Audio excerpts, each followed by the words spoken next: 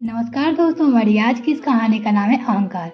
क्या पता है बहू, देख रही हो तुम कब से इधर से उधर चेक करने किए जा रही हो। कोई परेशानी है क्या? सुनंदा जी ने अपनी बहू राशि से पूछा। हाँ माँ जी, वो कमली के लेकर थोड़ा परेशान हूँ। कुछ दिनों से वो बहुत परेशान लग रही थी। जो पूछा तो सुनकर मेरा हृदय भी हर गया। फिर मैंने उसे बहुत समझाया और कहा कि अब तेरा पति ऐसा किया तो बर्दाश्त ना करना। ये पुरुष कभी कभी अपने आप को भगवान समझने लगते हैं और औरतों को अपनी दासी जो हर समय उसकी सेवा में उपस्थित रहे। अब तक वो नहीं आई तो डर लग रहा है कहीं उसके पति ने उसके साथ नहीं नहीं बेचारी को कुछ नहीं हो गया तो उसके बच्चे का क्या होगा। उसके लिए तो वो इतनी मेहनत कर रही है ताकि वो अपनी जिंदगी उसे चाली में ना गुजारे। राशि कमली का सोच सोच कर परेशान हो रही थी। तभी कॉल बेल बजी। तब जाकर सुनंदा जी ने दरवाजा खोला तो सामने कमली खड़ी थी। जल्दी से घर के अंदर घुसकर राशि को देखकर हाथ जोड़ते हुए बोली, आपने सही कहा था दीदी, ये पुरुष बस झूठे दम में रहते हैं। जरा समझता दिखाए तो वो भी डर सकते हैं। और ये तो बता हुआ क्या? राशि आश्चर्यचकित हो पूछी। कमली वही जमीन पर पसर कर बैठ गई। राशि और सुनंदा जी के पास ही कुर्सी पे बैठ गई।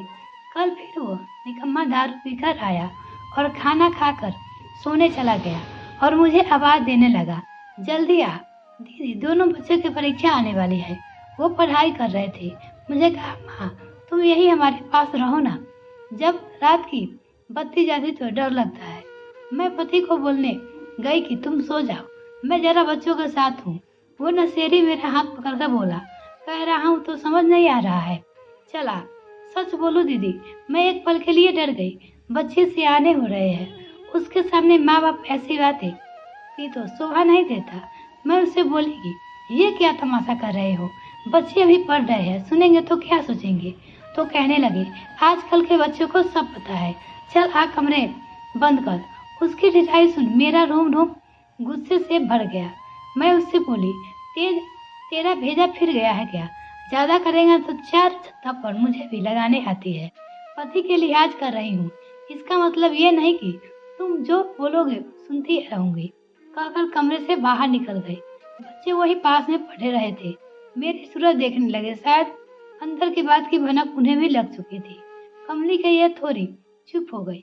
फिर क्या हुआ कमली, तेरा मर्द ने कुछ न कहा? सुनंदा जी ने पूछी। अरे ना माँ जी, पूछो ही मत। वो बाहर आकर बोलने लगा, बड़ी जुबान चल रही है तेरी, बाहर का हवा पानी ज्यादा लग गया है तुझे। कल से तू रहना घर पे, तब अक्ल ठिकाने आएगी। ये सुन मैं भी पर पड़ी। तेरे क्या, तू घर चलाएगा, बच्चों की फीस, घर का राशन पानी तू करेगा। तू तो बस दारूबाज है, ना पत्नी की फिक्र ना बच्चे की।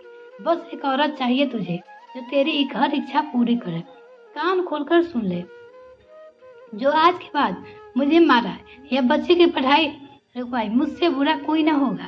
अरे अच्छा पुरुष बनकर रह, घर परिवार का सोच। जब इज्जत देगा तो इज्जत पाएगा। अब जाकर सो जा। वो अपने पति से कहने लगी। मैं कहकर रसोई में बच्चे के लिए पानी लाने चली गई। वो आया और मुझे पकड़कर अपनी ओर घुमाकर हाथ उठाने लगा और नशे की वजह से लड़खड़ा कर गिर गया। तभी मेरी 15 साल का बेटा आकर उसे बिस्तर पर ले जाकर सुला दिया और बेटी दौड़कर आई और बोली, माँ आज तूने पहली बार बापू के सामने बोलने की हिम्मत की है, बहुत अच्छा लगा। हर जगह देखो तो कुछ पुरुष अपने आप को कुछ ज्यादा सुपर समझते हैं, अपने अहंकार में डूबे रहते हैं। बापू भी उनमें ही एक अहंकार है। अब तो बापू के बात को ऐसे ही करारा जवाब देना तू सहती रही, तभी वो तेरा से ऐसा व्यवहार करते रहे।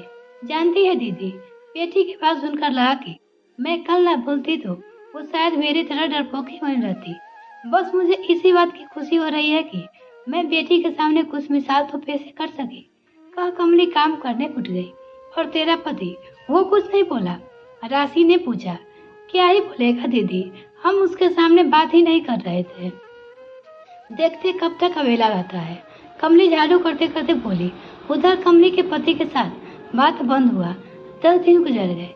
एक रात जब वो चौकीदारी खत्म करके घर आया, बुखार से तप रहा था। उसकी हालत देख कमली को समझ में आ गया कि वो ठीक नहीं है। वो चुपचाप जाकर सो गया। कमली ने इशारे से बेटे को बापू को देखने को कहा। माँ, बापू को बहुत बुखार है, घर में दवा भी नहीं है, मैं जाकर दवा लाता हूँ, तो तब तक पट्टी कर। बेटा घबराते हुए बोल निकल गया। कमली जाकर पति के सिर पर पट्टी करने लगी। इतने में बेटी खाना लाकर बापू को खिलाने लगी। उसके बाद दवा देकर सब उधर ही बैठ गए। सुबह जब कमली के पति की नींद खुली तो वो देखा कि सब उसके आसपास ही बैठे हैं और सवालिया नजरों से मानो पूछ रहे हैं कि अब कैसे है, तुम सब क्यों मुझसे बात नहीं करोगे? माना बहुत गलती हुई है मेरे से, फिर मैं तो मर्द हूँ, पुरुष दम जकर रहा है तुम सब, और अपना हुक्म चलाना अपनी शान और अधिकार समझता रहा। तुम सब मुझसे नाराज थे, फिर भी मेरा इतना ख्याल रखा, आखिर क्यों? कमली के पति ने पूछा सबसे। तब आप एक पुरुष तंग में जाकर रहे बापू, और हम सब के लिए आप इस तरह घर का अहम हिस्सा हो। तुम्हारी हर बार की मार से माँ चंद्रान जैसी हो गई। तुम्हारी गलतियाँ सुनकर हमारे अंदर अब किसी बात का बुरा लगना बंद हो गया। तुम सुधर जाओ, हम यही सोचते रहे, पर तुम सुधरोगे ये सोचना ही गलती हमारी। बेटी ने कहा।